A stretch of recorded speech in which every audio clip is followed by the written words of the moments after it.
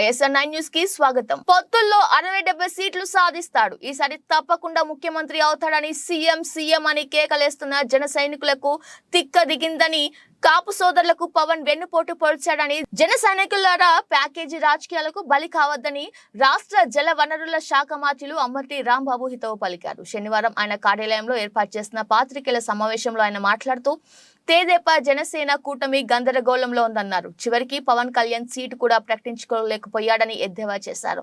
వైఎస్ఆర్సీపీ నాయకుడు జగన్మోహన్ రెడ్డికి మాత్రమే స్పష్టత ఉందని, 175 సీట్లు గెలిపే లక్ష్యంగా సాగుతున్నామని వివరించారు. తెలుగుదేశం పార్టీ, జనసేన రెండు రాజకీయ పక్షాలు కలిసి ఉమ్మడిగా, అంటే చంద్రబాబు నాయుడు గారు, పవన్ కళ్యాణ్ గారు, చంద్రబాబు నాయుడు గారి ఇంట్లో ఒక పత్రికా విలేకరుల సమావేశాన్ని ఏర్పాటు చేసి దానిలో ఏ స్థానాల నుంచి ఏ పార్టీలు పోటీ చేస్తున్నాయో ఒక పాక్షికమైనటువంటి లిస్టును రిలీజ్ చేశారు. ఒకటైతే చాలా క్లారిటీ ఇచ్చారు. జనసేన అనే రాజకీయ పక్షం 24 శాసనసభ స్థానాలకి, 3 పార్లమెంటు స్థానాలకి మాత్రమే పోటీ చేయబోతుంది అనేది. ఇంకొకటి రహస్యంగా పెట్టారు. మరి అది నిజమో ఒట్టిదో,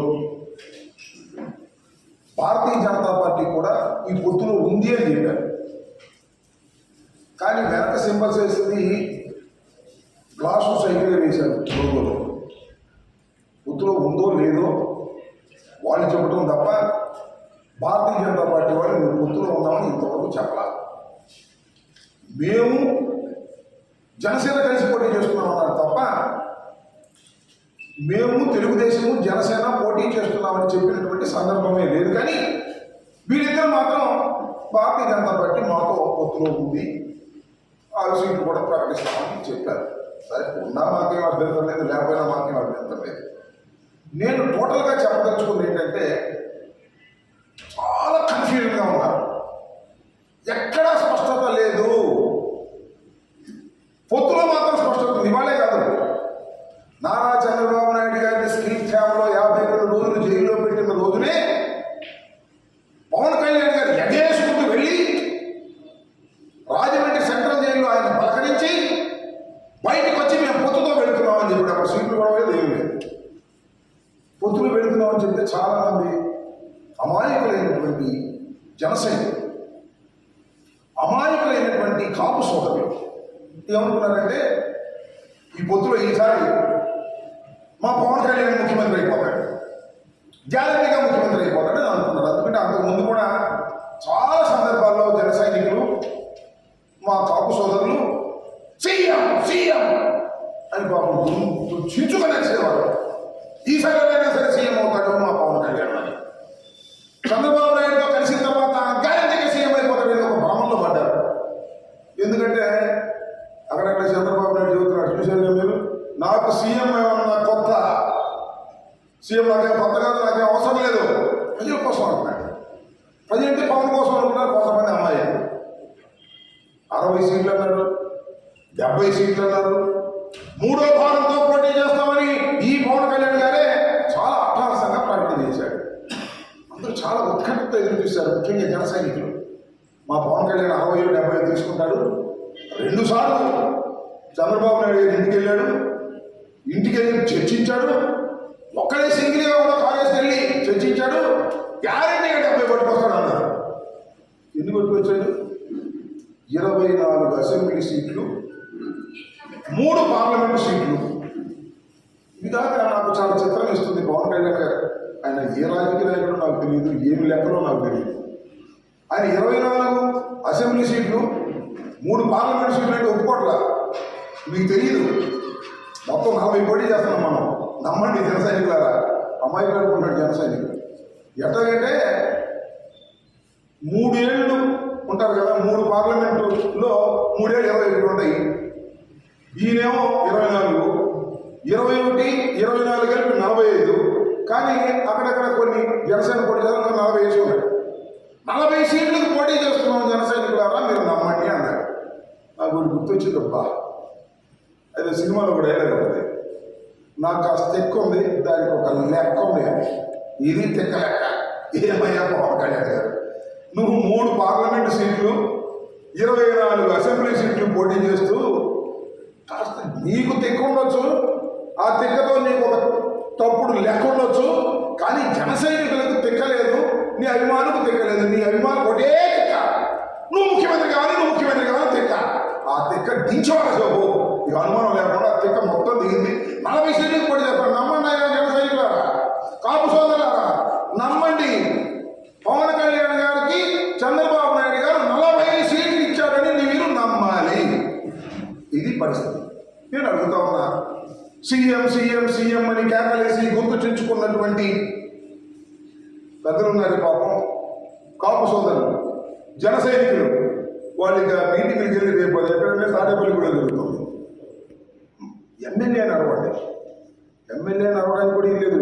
ఎందుకంటే ఎమ్మెల్యే సీట్ కూడా ప్రకటించరా.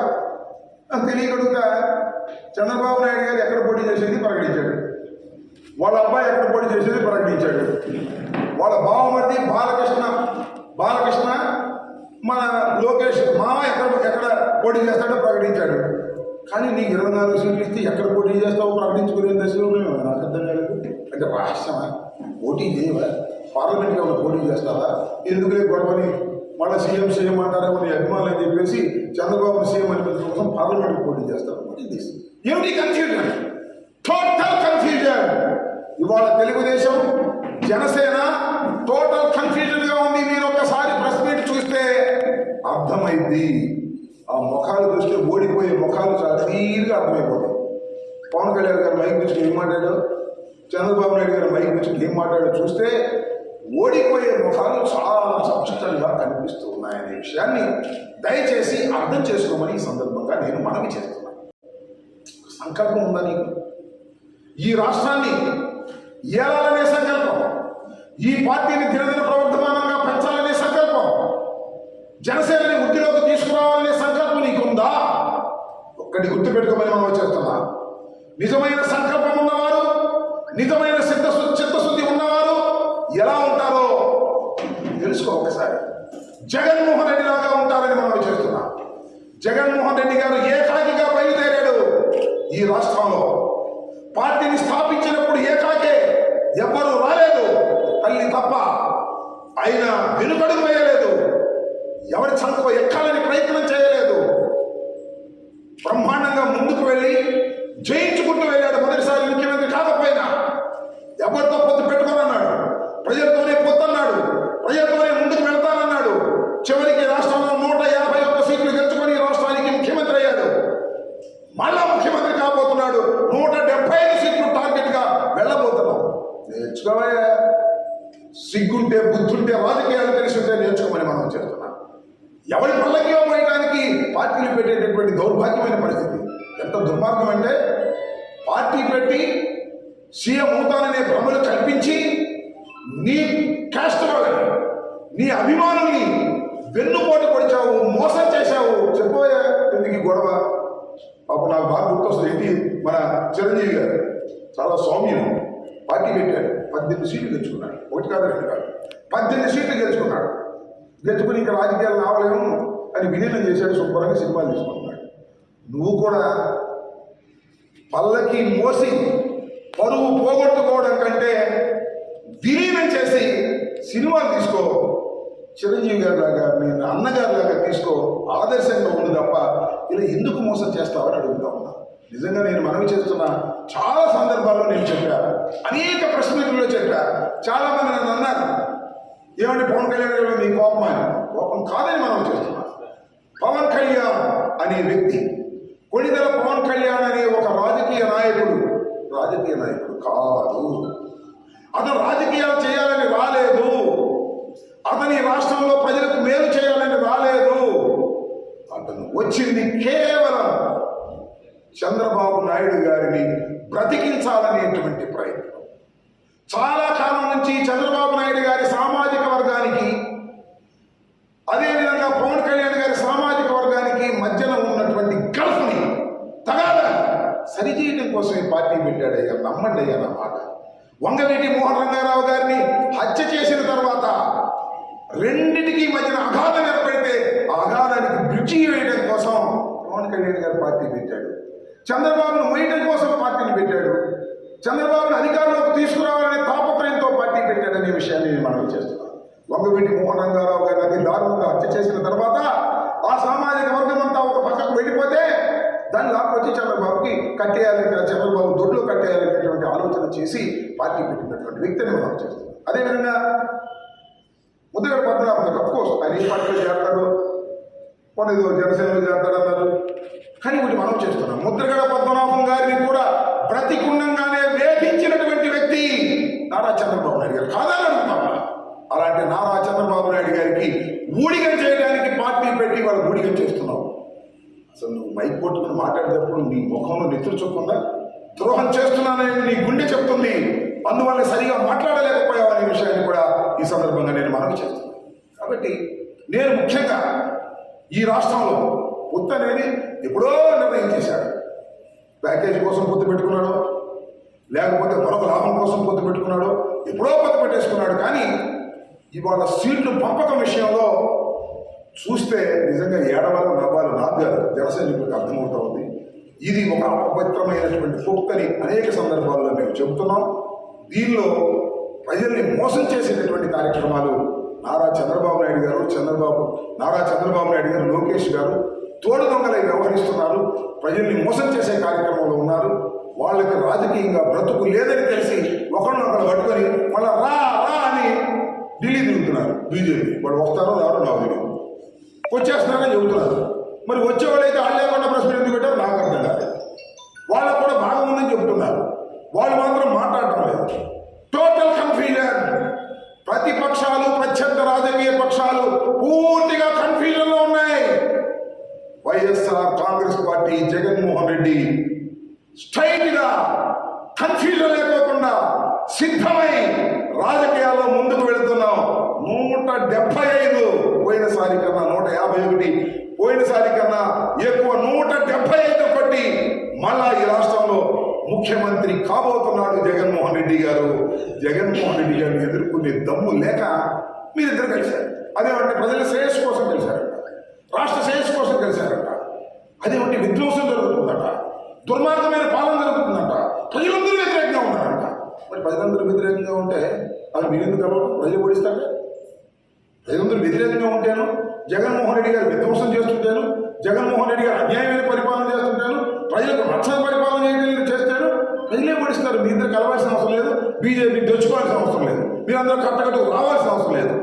అంటే దీన్ని బట్టి లాజికల్గా అర్థమవుతున్నది ఏమిటంటే జగన్మోహన్ రెడ్డి గారు చాలా బలంగా ఉన్నాడు.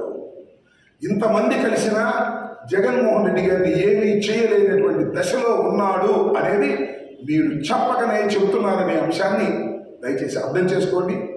త్వరలో జరగబోయేటటువంటి సార్వత్రిక ఎన్నికల్లో అద్భుతమైన విజయాన్ని వశం చేసుకోబోతున్నారు జగన్మోహన్ రెడ్డి గారు, వైఎస్ఆర్ కాంగ్రెస్ పార్టీ. మీరు ఎన్ని జిత్తులేసినా, ఎన్ని మాయమాటలు చెప్పినా, ఎన్ని పొత్తులు పెట్టుకున్నా కొద్దిగా మీ ప్రెస్ మీట్లోనే మీ కన్ఫ్యూజన్ అర్థమైపోయింది. చివరికి పవన్ కళ్యాణ్ గారు ఎక్కడ నిలబడతాడో కూడా ప్రకటించుకోలేని అధ్వాన్నమైన పరిస్థితుల్లో జనసేన రాజకీయ పక్షం ఉంది. జనసేనకి 24 సీట్లు ఇస్తే ఇదేం ప్రకటించింది? 5 సీట్లు ప్రకటించారు, మిగతా 12 ప్రకటించుకోలేని పరిస్థితి. అది లేదు, ఒక వ్యవహారం లేదు. ఏదో స్వామి చెప్పినట్టు విధానం చెడ్డ ఫలితం ఉన్నారట. పవన్ కళ్యాణ్ గారు జనసేనతో పవన్ కళ్యాణ్ గారు భారతీయ జనతా పార్టీతో పొత్తులో ఉన్నాను అని ఆయన చెబుతున్నాడు. భారతీయ జనతా పార్టీ కూడా మాకు పవన్ కళ్యాణ్ పొత్తులో ఉన్నాడని చెబుతున్నారు. ఆ పొత్తులో ఉన్న ఆయన వచ్చి 7 పక్కన కూర్చుని మరి సీట్లు పంపకం చేసుకున్నాడు. ఇదేం పొత్తు, ఇదేం వ్యవహారము, ఇదేమి మోసము, ఇదేమి అన్యాయము, ఇదేనా విధానం చెప్పాడు, ఫలితం లేదు. కేవలం 24 సీట్లకు కక్కుర్తి పడి ఇవాళ చంద్రబాబు నాయుడు గారి పల్లకి మోసే దశకు పవన్ కళ్యాణ్ గారు వెళ్ళాడు. కానీ నేను మనవి చేస్తున్నా, పవన్ కళ్యాణ్ గారి సామాజిక వర్గం కానీ, పవన్ కళ్యాణ్ గారి అభిమానులు కానీ ఈ ప్యాకేజీ రాజకీయాల్లో బలి కాకండి.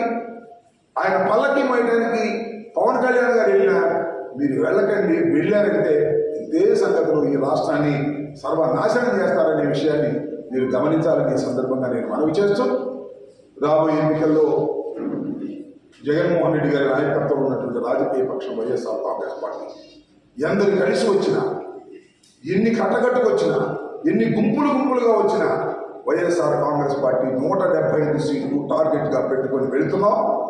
విజయం మళ్ళా వైఎస్ఆర్ కాంగ్రెస్ పార్టీ పొందబోతుంది. జగన్మోహన్ రెడ్డి గారు ముఖ్యమంత్రి కాబోతున్నారనే విషయాన్ని ఈ సందర్భంగా నేను మీ ద్వారా వారికి చెప్పదలుచుకున్నాను. పొత్తులన్నీ కన్ఫ్యూజన్, పొత్తుల వల్ల ఏమీ ఉపయోగం లేదు.